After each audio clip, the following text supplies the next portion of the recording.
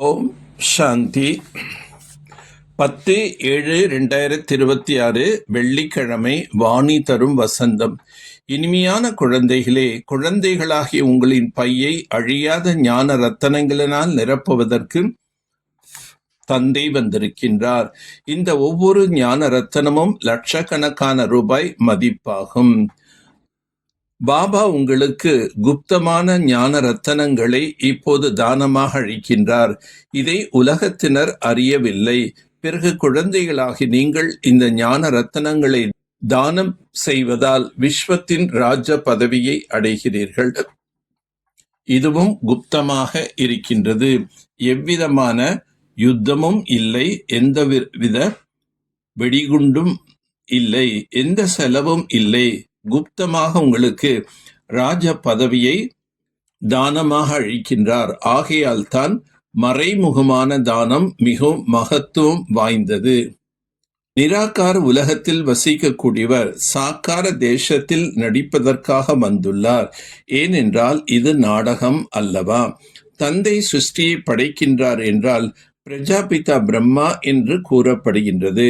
சிவனுக்கு பிரஜாபிதா என்று கூற முடியாது.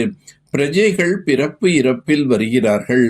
ஆத்மா சம்ஸ்காரத்தின் ஆதாரத்தில் பிறப்பு இறப்பில் வருகின்றது.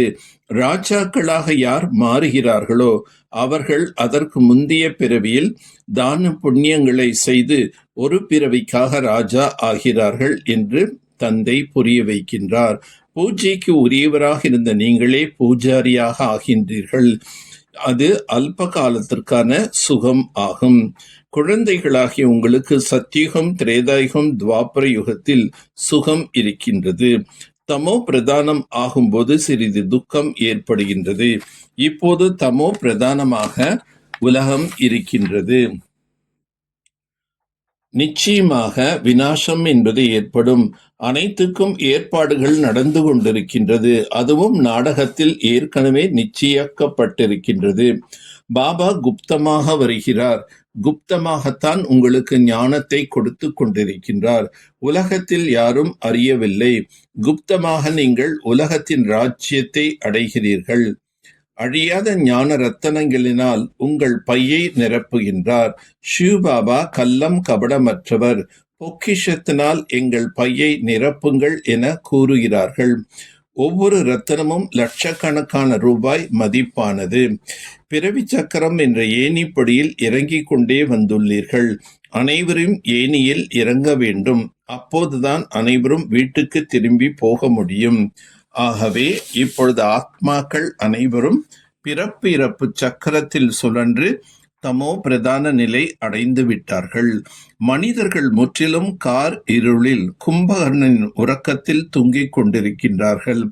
ஒரு கும்பகர்ணன் இல்லை, பலர் இருக்கின்றார்கள். நீங்க எவ்வளவுதான் புரிய வைத்தாலும் கேட்பதில்லை. யாருக்கு நாடகத்தில் பாகம் இருக்கின்றதோ அவர்கள்தான் கேட்டும் முயற்சி செய்வார்கள். குழந்தைகள் தங்களுடையதை அர்ப்பணம் செய்து கொண்டே இருக்கிறார்கள்.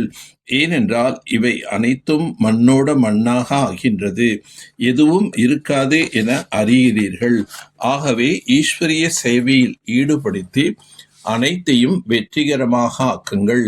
பாபா மூலமாக குப்தமான ஞான தானம் கிடைக்கின்றது. அதன் மதிப்பை புரிந்து கொண்டு தங்களின் பையை ஞான ரத்தனங்களால் நிரப்ப வேண்டும். அனைவருக்கும் குப்த தானம் அளித்து கொண்டே செல்ல வேண்டும். இது அழிவுக்கான சமயம். இப்போது ஆத்மா வீட்டுக்கு திருப்பி செல்ல வேண்டும் என்பதால் உங்களுடைய அனைத்தையும் அர்ப்பணம் செய்ய வேண்டும். அன்பான புத்தி உடையவர்களாக ஆக வேண்டும். முக்தி மற்றும் ஜீவன் முக்தி வழியை அனைவருக்கும் கூற வேண்டும். கள்ளம் கபடமற்றவர் என்பதன் கூடவே சர்வ சக்திவானாக ஆகி மாயாவை எதிர்கொள்ளக்கூடிய சக்தி ஸ்வரூபம் ஆகுக. சில நேரங்களில் கள்ளம் கபடமற்ற நிலை அதிக நஷ்டம் ஏற்படுத்தி விடுகின்றது. சரளமாக இருப்பது கள்ளங்கபடமற்ற நிலையை தாரணை செய்து விடுகின்றது.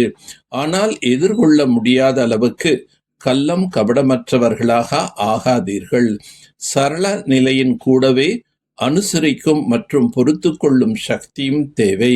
தந்தை கள்ளம் கபடமற்றவராக கூடவே சர்வ சக்திவானாக இருப்பது போன்று நீங்களும் கள்ளம் கபடமற்ற நிலையின் கூடவே சக்தி ஸ்வரூபமாகவும் ஆகுங்கள். பிறகு மாயின் குண்டு தாக்காது. மாயை எதிர்ப்பதற்கு பதிலாக நமஸ்காரம் செய்யும்.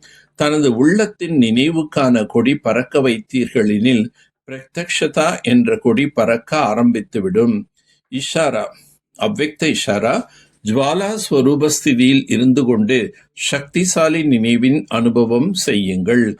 விசேஷமாக நினைவு யாத்திரை சக்திசாலியாக ஆக்குங்கள். ஞான சுரூபத்தின் அனுபவியாக ஆகுங்கள்.